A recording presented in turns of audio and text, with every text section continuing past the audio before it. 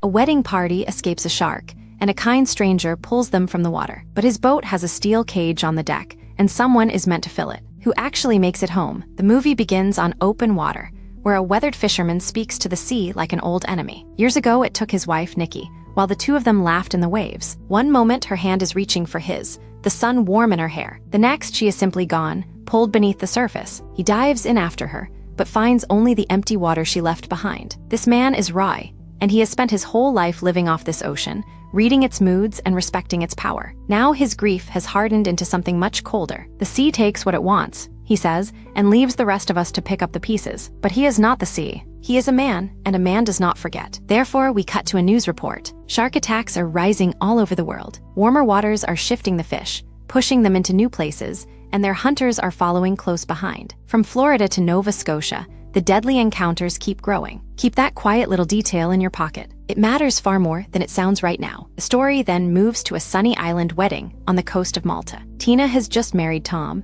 and her proud father stands to raise a glass. He admits, with a scotch in his hand, that he doubted the groom at first. A rich investment banker, who somehow also volunteers with troubled kids and once sailed with Greenpeace, seemed a little too perfect to trust. Too good, he jokes, was a genuine red flag. But then the father tells the one story that changed his mind completely. On a hike, Tina broke her leg, and Tom carried her half a mile back to the car without complaint. That was the exact moment the old man knew this love was not an act. Carl, I knew it wasn't an act.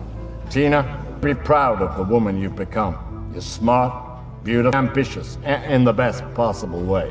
And she can have fun. He calls his daughter smart, kind, and fiercely ambitious in the very best way. He reminds her that she always fights for what she believes is right. Then he quotes the island motto, courage and consistency, and warns that marriage is worth the struggle. Finally, he hands her a small gift with a note tucked inside. Never give up on love. She tears up. It looks like a perfect night, but watch the newlyweds a little more closely. Tina keeps insisting she is great, and she says it just a shade too fast. Her father gently asks if something is wrong, and she waves him off. Something is already cracking beneath that happy glow, and only she can feel it. The next morning quietly proves it. Tom finds Tina after she passed out alone on the beach, and he says they need to talk it through. She tells him she has nothing left to say. He reminds her she is not the only one in this conversation. Therefore, the two of them circle each other in cold, tense silence. Then the friends arrive, banging on the door and yelling for the lovers to wake up. Meet Rick, the loud best man who never once reads a room. With him are Sadie, the shameless flirt, Brittany, and Tina's sister, Rachinda. They assume the couple spent the night celebrating, and they are here to drag them out for more fun. Rick has a big wedding gift waiting down at the dock, a shiny rented catamaran. But Tom pulls back hard the moment he sees it. He hates the open sea, he gets badly seasick, and Tina admits she cannot swim a single stroke. He even mentions he once lived on a boat for months, but only to stop illegal whalers, never for fun. Every warning sign is already flashing. Oh, I don't think we're up for this. Dude, are you serious? You love... That wasn't for recreation. We were trying to stop illegal whalers. you, and it's much nicer than some crusty margarine. Look at it. We are super grateful. Tina nervously jokes about what would happen if she fell into the water. Rick laughs that Tom will simply dive in and save her. So where is the problem? Tom insists they should sit this one out, but Rick refuses to take no for an answer, promising to make up for fumbling his speech. Therefore, against their better judgment, they climb aboard for what Rick keeps calling a simple 3-hour tour. A cheerful captain welcomes them onto his vessel, the Tipsy Mermaid. His name is Captain Mackey, all easy smiles and sunscreen. Sadie immediately asks if he would rescue them should they fall overboard, and he promises it would be his duty. Then he swears there has never once been a shark attack in these calm waters. Those are some truly famous last words. The party kicks off with music, drinks, and bright sunshine on the deck. Rick offers everyone hair of the dog to cure the hangover, and Sadie flirts shamelessly with anyone within arm's reach. She practically throws herself at the captain and jokes about steering the boat. For one golden hour, it almost feels like a genuine celebration again, and the trouble between Tom and Tina slips quietly into the background where nobody has to look at it. But away from the noise, Tom finally says the hard thing out loud. He wants to end the marriage only a single day after the wedding. Tina is stunned and begs him for time. This is not news, he says gently, and they simply want different things now. I love you, she pleads. He answers that he just needs some time to think, and he walks away. Different things. We can make this work. I just need some time to think.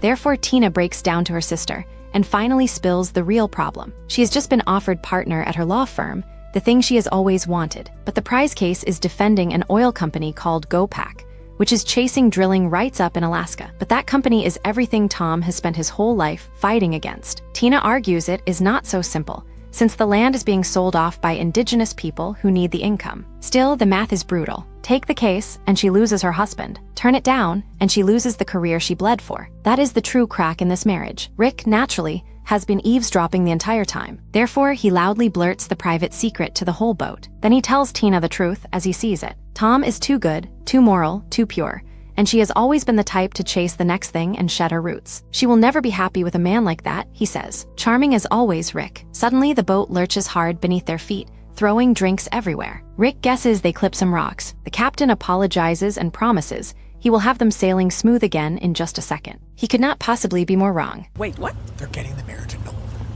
annulled. Rick, did I not say this was gonna happen? What? I swear, no. Rick was listening. The boat jolts again, this time much harder than before. Something below the surface is snagging the hull and dragging at it. The captain leans over the side to work it loose and see what it is. Then in a single blink, he is gone, pulled straight down into the water. The friends scramble to the rail, screaming his name into the waves. He surfaces once, thrashing, and they throw him a line. Now watch what rises up from the deep. Oh, yeah, come on! Don't lose much. Come on! Who sees him? Anybody see him?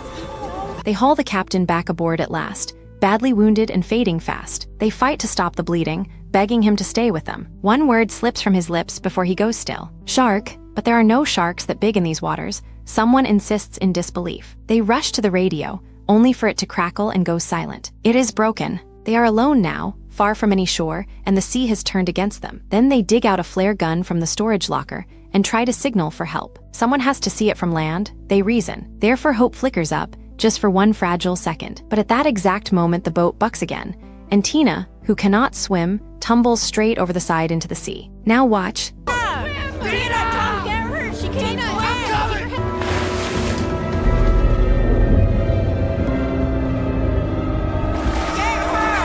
Tom dives in after her, without a single moment of thought. He fights to keep her head above the waves and drags her back toward the boat. But a huge gray shape begins to circle beneath them. That is very much not a normal fish, and everyone can see it. Out of absolutely nowhere, a stranger's small boat slides up alongside them. "Grab my hand," he shouts across the chop. Therefore, one terrified person at a time, the group leaps and scrambles toward this unexpected rescuer. But their own boat is now roaring with flames and about to blow. Everyone still aboard has to jump. Watch what becomes of the beautiful honeymoon gift. Get up! Come on, get up! You guys, hurry up! You okay? Oh my God! You okay? Come on!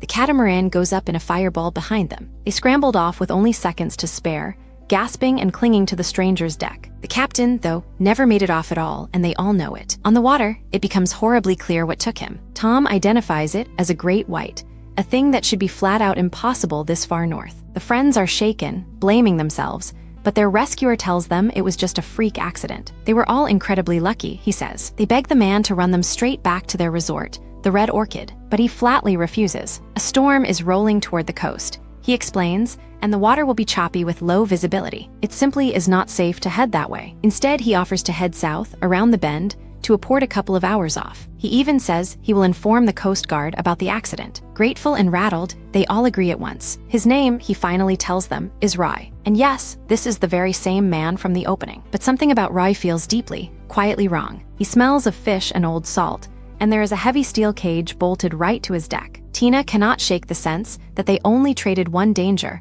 for another far worse one. Sadie and Rick wave the worry away completely. He is just a rough fisherman, they argue, and he literally saved all of their lives. What more does a man have to do to earn some trust? Therefore they relax, accept his food, and let their guard drop entirely. That is a very big mistake. Must be some kind of loner. I'm great, some aggro. Hey, he did save us. I know. I'm with you, Tina. What's up with the cage? He's a fisherman. Meanwhile, Tom and Tina quietly try one more time to talk. She admits she feels she has been losing him to her own ambition. He offers up his family money so she can walk away from the firm and never worry. But she refuses cold. "I will never be the burden of a man," she says. She has worked her entire life to stand on her own 2 feet. But the argument only proves the gulf between them. He calls himself who he is, and she calls herself who she is, and neither one will bend an inch. She says that in that moment, she realized her opinion never truly mattered to him. For now, the marriage stays broken and cold. Roy watches the struggling couple and offers strange, gentle wisdom. He was married once too, he tells them quietly. Love is the easy part, he says. It is marriage that is hard, and the hard parts are exactly Monetizing your movie content has never been easier. Upload your video, get a full recap and 10 shorts. Viralcade, link in the comments. Everything worth having. The stronger you fight through the current, the sweeter the calm feels afterward. Charmed a little, Tina asks him where his wife is now. Somewhere out there, he answers softly, waiting on him. You never really know what you have, he warns, until it is gone. He means every word, and a cold chill sits beneath all of it. But Rick has finally had enough of the delays. It has been a full hour, and there is still no shoreline anywhere in sight. He demands that Roy pull out a map, a GPS, anything. Roy tells him to sit down. I was born on the sea, pretty boy, he says, and I will end my days out here too. No! Do you know where the hell you're going? I was born on the sea. I'll die out here too. Cool. Then, one after another, the friends start to feel strange and impossibly heavy. Tina and Sadie can barely keep their eyes open. Watch them slowly realize that the food was never a kindness at all. Hey guys, are you feeling?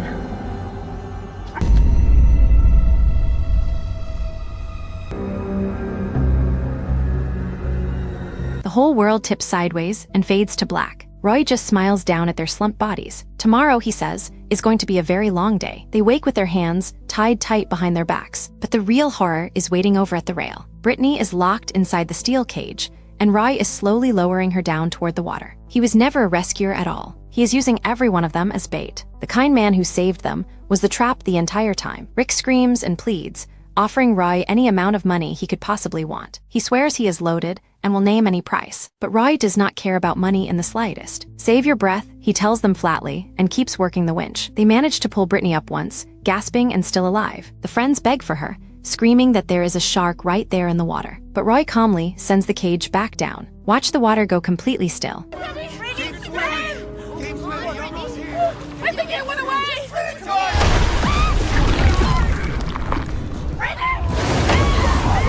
And then Brittany is gone. What a waste is all Roy says. The friends finally understand what this truly is. It was never a rescue. It is a hunt, and they are nothing but the lure. So who is next? Roy asks the trembling group. Meanwhile, Ratchinda is slipping away, suffering an allergic reaction to whatever he put in their food. Tina begs him to let her help her sister before it is too late, but Roy only shrugs it off. Their friend, he says coldly, was gone for no good reason. The cage is actually far safer than the open water. Do what I say when I say it, he tells them, and a few of you might just make it home. A few of you at least. Finally, Roy tells them exactly why he is doing all of this. Revenge. 5 years ago, that same great white took his wife, Nikki, while the two of them were simply on vacation. She had a beautiful heart, he says, and she was the only person who ever loved him. He has hunted this one shark relentlessly ever since. He explains how he tagged the animal and baited it for years on end, but it stopped responding to lifeless bait entirely. Therefore, he moved to living creatures, bigger and bigger, and learned a dark truth. Once it gets a taste of a person,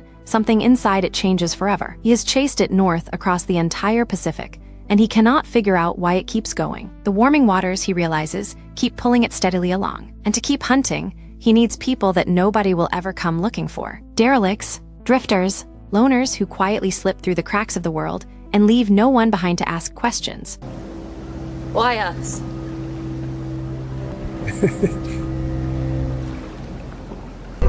I was taking derelicts and drifters, But this wedding party completely ruined his careful plan. He only stumbled onto them because he saw their boat already on fire. A group of entitled, rich tourists was far from ideal, he admits. Still, he says with a shrug, they will simply have to do the job. To prove he is serious, Roy grabs Ratchinda. Tom and Tina fight desperately to pull him off of her. Rick even offers to hire a whole professional crew to catch the shark for him. But nothing reaches this man anymore. He is far past listening. Then a rescue boat appears on the distant horizon, and the friends dare to hope again. But Roy keeps a blade close to Ratchinda the whole time. If you care about these girls at all, he warns them, then silence is your only friend right now. Say the wrong thing, and she pays for it. An officer pulls right up alongside, asking about a missing wedding party of about 7 people who never came in last night. Roy plays the calm old fisherman, out for his yearly trip with his brother. He forces Tina to smile and lie, claiming her husband stayed back at the resort with a sick stomach and could never handle these waves. The officer compliments her fishing cast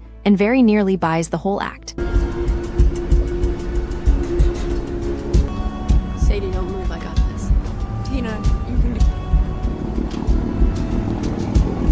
But at the last second, one of them cracks and screams the truth. Officer, he is completely insane. He has us all tied up. The lawman draws his weapon. Watch how fast this whole thing goes wrong. Sit down, dumbass.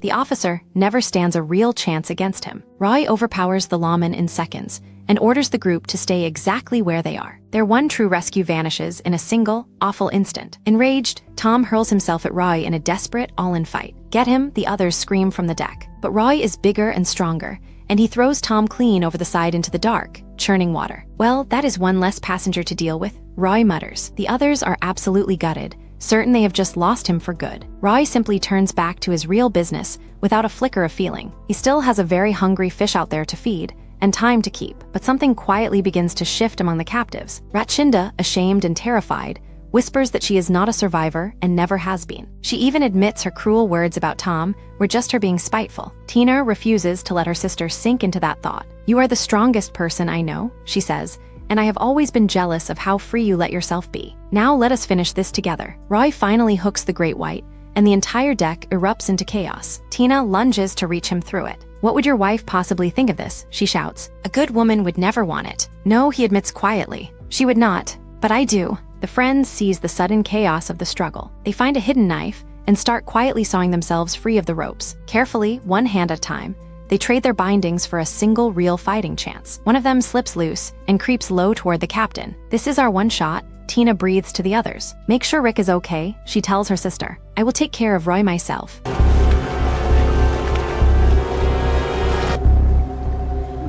I'll watch for him. Just grab and do it.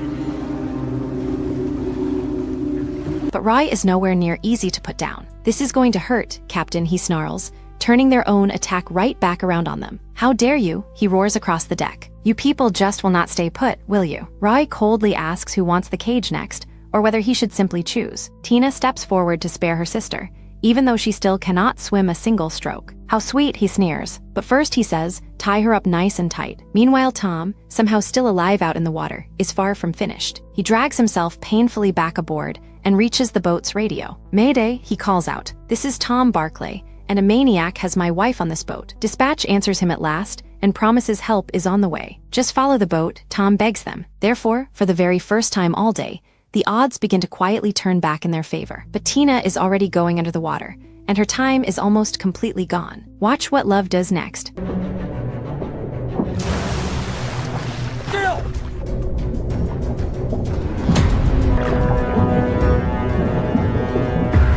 Then a soaked, battered Tom hauls himself back over the rail, somehow still alive. I could not leave things on that note, he tells Tina. The two of them finally choose each other, once and for all. Together with the others, they turn on Roy at last. The wounded shark is fading in the water below, and Roy is running out of time, out of bait, and out of luck. They fight Roy back and forth across the smoking deck. Sadie grabs a long length of rope to bind him, and Rick, the useless best man who caused half of this, finally does one genuinely good thing when it counts. They gun the boat's throttle and seize full control of it. Someone remembers just enough to push the lever forward. Now watch the hunter finally meet the water he loved so much.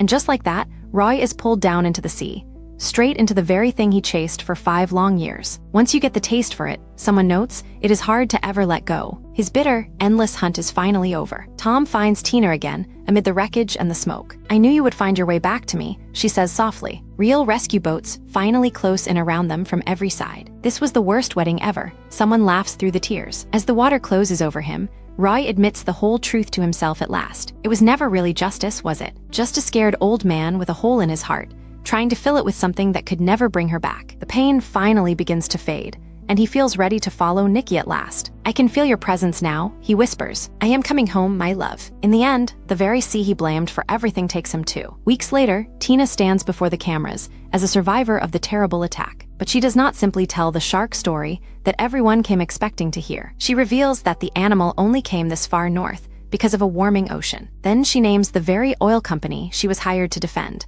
calling out big corporations like it for ignoring the damage they cause. She admits she may be sabotaging her own job by saying it, but maybe, together, people can start to make a real change. She says every word of it anyway, loud and clear, and finally becomes the woman her father always believed she was. Climate change is something that the big corporations are not. Companies like GoPack are ignoring their impact on the environment, that I may be sabotaging my job by saying this, but I'm... So the woman once torn between ambition and love finally chooses what she truly believes is right. The marriage that shattered in a single day is reborn out on the very water that nearly took them both. And the grieving fisherman who could never once forgive the sea is, at long last, quietly at peace beneath it. So here is the real question for you. If you had to choose between the career you spent your whole life building and the person you love the most, which one would you finally let go? Tell me down in the comments.